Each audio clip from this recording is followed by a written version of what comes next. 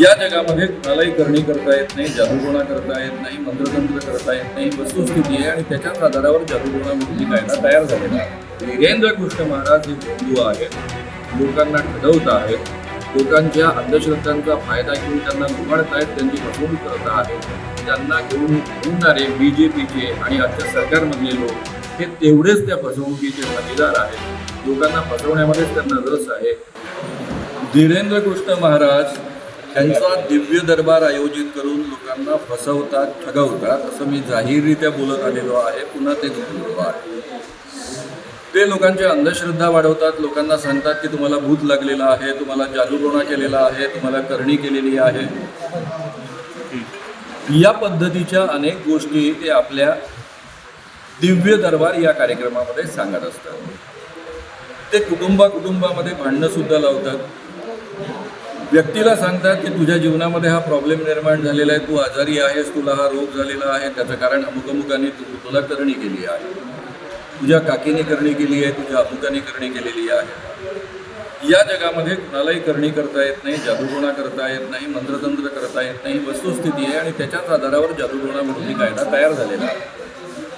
असं असताना एवढ्या मोठ्या प्रमाणावर एका बाजूने लोकांच्या अंधश्रद्धा वाढवणं, महाराष्ट्र सरकारच्या जादूटोणा विरोधी कायद्याचं उल्लंघन करणं, हे सगळे प्रकार ते एका बाजूनं करतात. म्हणून मी सरकारच्या वतीनं एका बाजूनं तक्रार केली होती.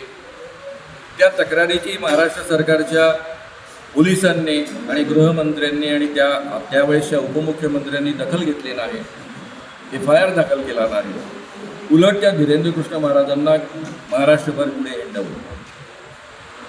त्याच काळामध्ये अखिल भारतीय अंधश्रद्धा निर्मूलन समितीच्या वतीनं त्यांना 30 लाख रुपयाचं पारितोषिक देण्याचं आव्हान दिलेलं होतं की तुम्ही आमच्या पुढ्यामध्ये तुम्ही दावे करता त्या पद्धतीनं 10 व्यक्ती आम्ही सादर करू, त्यांचं नाव, त्यांच्या वडिलांचं नाव, त्यांचं आडनाव आणि त्यांचं वय हे तुम्ही एक्झॅक्टली सांगावं.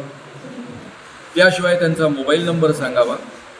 शेजारच्या रूममध्ये आम्ही 10 वस्तू ठेवू, त्या ओळखून दाखवाव्या, कारण तुम्हाला दिव्यदृष्टी आहे असं तुमचं म्हणणं आहे. या दोन्ही गोष्टी जर 2 वेळा कंडक्ट करायच्या आहे, त्या नागपूर पत्रकार संघाच्या समोर होतील आणि दोन्ही वेळेस जर तुम्ही 90% करेक्ट राहिला तर त्यावेळेस त्याचं पारितोषिक 30 लाख रुपये तुम्हाला मिळेल असं आम्ही म्हटलं होतं. ते पारितोषिक आता 80 लाख रुपयांचं झालेलं आहे. त्यामुळे त्यांनी यावेळेस हे आव्हान स्वीकारलं तर 80 लाखाचं पारितोषिक त्यांना मिळेल. त्यांना जर पारितोषिक घ्यायचं नसेल, कारण मला माहीत आहे की त्यांच्यासाठी 80 लाख रुपये की जाड की पत्ती आहे, एका दिवसाची कमाई त्यांची कोटीच्या वरची आहे. त्यांनी पारितोषिक घेण्यासाठी नव्हे, पण त्यांच्यामध्ये दैवी शक्ती आहे, सिद्ध करण्यासाठी पुढे यावं, हे आव्हान स्वीकारावं. 2दा त्यांनी सिद्ध करावं. 90%पेक्षा अधिक ते करेक्ट आहे. मी स्वतः अखिल भारतीय अंधश्रद्धा निर्मूलन समितीची चळवळ कायमची बंद करेल, त्यांच्या पायावर डोकं ठेवेल आणि त्यांचा भक्त बनेल. नाही, त्यांनी जर हे आव्हान स्वीकारलं नाही तर धीरेंद्र कृष्ण महाराज हे बंधू आहेत, लोकांना ठगवत आहेत, लोकांच्या अंधश्रद्धांचा फायदा घेऊन त्यांना लुबाडत आहेत, त्यांची फसवणूक करत आहेत, असं आपण सगळ्यांनी समजून घ्यावं. आणि त्यांना घेऊन हिंडणारे BJPचे आणि आजच्या सरकारमधले लोक हे तेवढेच त्या फसवणुकीचे भागीदार आहेत. लोकांना फसवण्यामध्येच त्यांना रस आहे, हेही जनतेनं समजून घ्यावं असं जाहीररित्या मी आवाहन करतो आहे.